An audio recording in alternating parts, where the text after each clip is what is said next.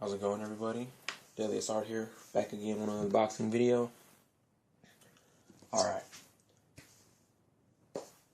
This one is kind of difficult for me to fathom, mainly because I was in a public spot when this happened. I mean, I didn't get crazy or anything like that. I was just really just astounded by the stupidity of some of these magazine editors and whatnot. And when I say magazine, I'm sure you're thinking like, what magazine is he talking about? Is he talking about ESPN magazine, Rolling Stone magazine? No, I'm talking about The Ring magazine. I was in Walmart last night with my girlfriend.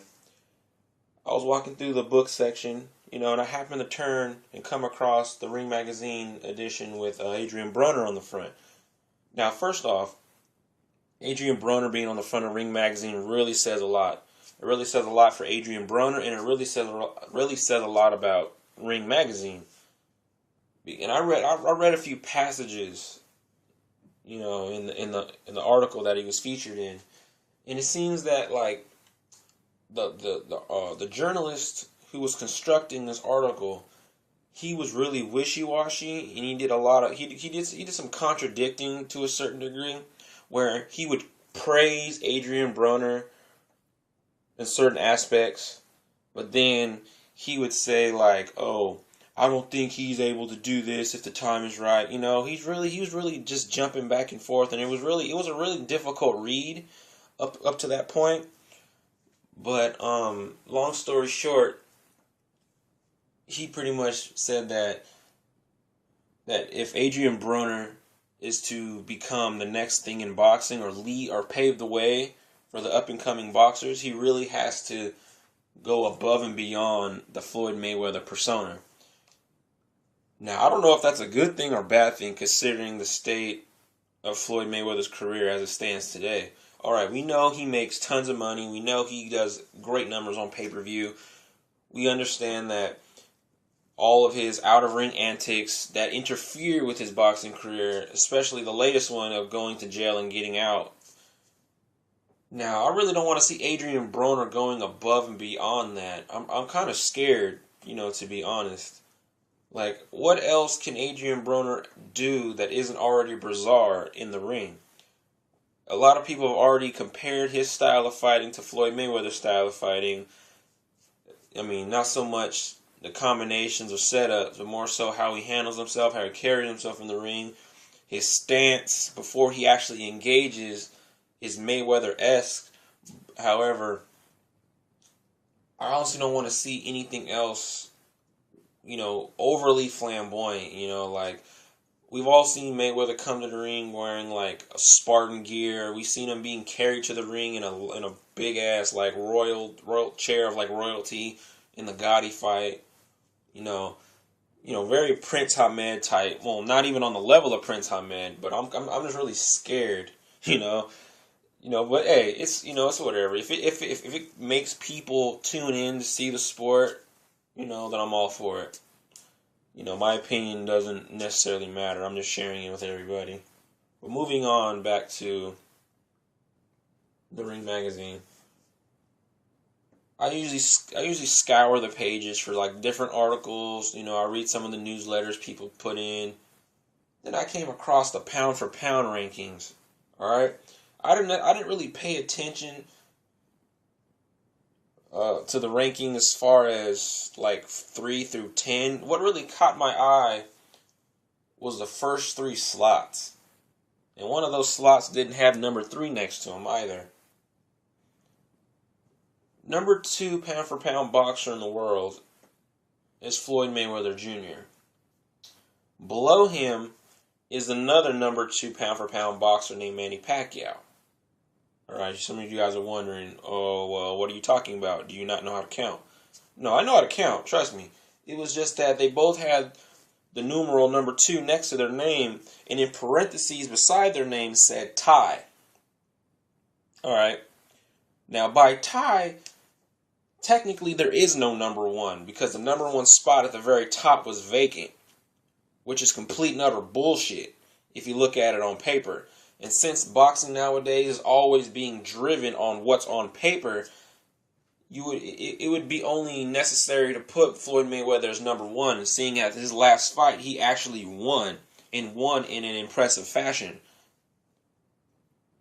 He went up to 154 pounds and fought Miguel Cotto, a very, very viable opponent, a very powerful opponent, coming off a big win against Antonio Margarito. Whether you say Antonio Margarito was out of the game or not, the fact of the matter is he beat Antonio Margarito in an impressive fashion. Floyd went up to 154 pounds. He hasn't been there since De La Hoya. And he went up there and beat a man in his own weight, something Manny Pacquiao has yet to do. Well, I can't say that, I guess. He did fight Joshua Clottey and Timothy Bradley, but that's neither here nor there. He lost to Timothy Bradley, alright? And I can understand it's the Ring Magazine's duty to place fighters where they deserve to be. And in this case, Manny Pacquiao didn't lose to Timothy Bradley in the eyes of the fans, but he did lose at the end of the day. It is a loss on his record. You know what I'm saying? If the judges felt that he lost in the crowd and the public, yada yada yada, thought it was an unfair ruling, then the Nevada State Athletic Commission would have overturned the bout like they have with the whole Bernard Hopkins versus Chad Dawson ordeal when Bernard fell down and claims he hurt his shoulder, and they overturned the fight and gave the belt back to Bernard. Now, I really don't see how they can put Mayweather and Pacquiao at being tied. Like, it's like they're holding out the number one spot for someone who's more worthy of the spot, like maybe Andre Ward or something. Even Andre Ward coming off a big win against Chad Dawson doesn't necessarily catapult him to number one. Okay, he won the Super 6, right? That's fine. That's all fine and dandy. But that doesn't make you number one. He's been in his division most of his career, not counting amateur bouts at light heavyweight, and he's still, everyone thinks he maintains this aura of being somehow the next great thing. Okay, right, he's good, he's a great boxer or a good boxer, however you want to rate him, but he isn't number one. He isn't on a Manny Pacquiao or Floyd Mayweather level. I mean, for a guy who hasn't even had a pay-per-view bout that did over 1 million views, let alone a pay-per-view bout in general, I don't see where all these accolades are coming from. When it comes to boxing nowadays, it's all about pay-per-view numbers.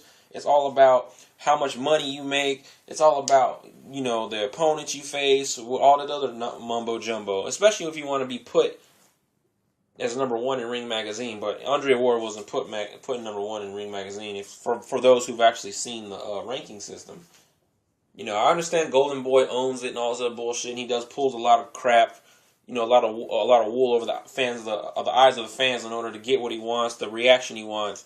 But this is just a travesty. Floyd Mayweather should be number one, rightfully so. That's his hands down. You go up to 154, beat a dude, win his belt, and all of a sudden you're still at number two. Manny Pacquiao fights Timothy Bradley 147, and people think he won, but other people think it's a draw. How does that help? That should put you at number two and number three easily. In my eyes, the top three pound for pound ranking should go as so: Floyd Mayweather number one, number two Andre Ward, number three Manny Pacquiao. That's how I look at it, But then you want to get into the whole inactivity. All this other bullshit, he was in jail, you want to bring in a bunch of personal garbage and all that nonsense. This is boxing, first of all, right? Leave the personal shit aside. Let that shit go. It means nothing. It's nil. You know what I'm saying? I'm kind of curious of where Ring Magazine is going to put Manny Pacquiao, given he does lose against Marquez. I believe that he does have a strong chance of losing in the fourth fight. And another thing too is that what if the fight does go to a decision? All right, what does that say about Manny Pacquiao? It doesn't say much about Marquez because the guy has nothing to lose. Manny Pacquiao has everything to lose. For a guy who goes into his fourth bout with the same dude, and yet he has yet to score a legitimate knockdown. I mean, not a knockdown, excuse me, a legitimate knockout to where he can seal the deal once and for all. Now, if Marquez goes in there and seals the deal against Pacquiao, not only does that say a lot about Manny Pacquiao's career going from here on out, it says a lot about Juan Manuel Marquez in the previous bouts. I guess if you could say that Marquez does knock out Pacquiao, all the fights that Marquez had with Pacquiao would be like, oh, I guess he really did win those fights. You know, a lot of that bullshit is gonna go on. I can see it now. I honestly would like to see, you know, how I never really asked many people about how they feel about Ring Magazine. I guess that's why I'm doing this video. I'm sure a lot of you guys are split on 50-50 or maybe 60-40 in Ring Magazine because it isn't ran by the original people who actually you know, spun out the magazine in the beginning. You know, the genesis of Ring Magazine was a lot better read than it is now. I guess you could say corruption and a lot of, you know, bullshit journalism, bum journalism, as I like to call it, goes on in Ring Magazine. But I just don't like these rankings. You know, I know it's bullshit. I know a lot of you are gonna sound like, why am I surprised? You know, I can understand that, but you know, you give credit where credit is due. You know, if it was Manny Pacquiao, I wouldn't like. I'm not a fan of Manny Pacquiao personally, but if he won a fight and he deserves the right to be there, then I will put him there. You know what I mean? There's no bias here. You know, yes, I think Floyd Mayweather is the greatest boxer to ever grace a squared circle. You know, but that's just my opinion. That doesn't mean that I won't. You know, I'm not gonna say shit on Mayweather, but that doesn't mean I won't criticize Mayweather if there's right to be criticized. You know what I mean?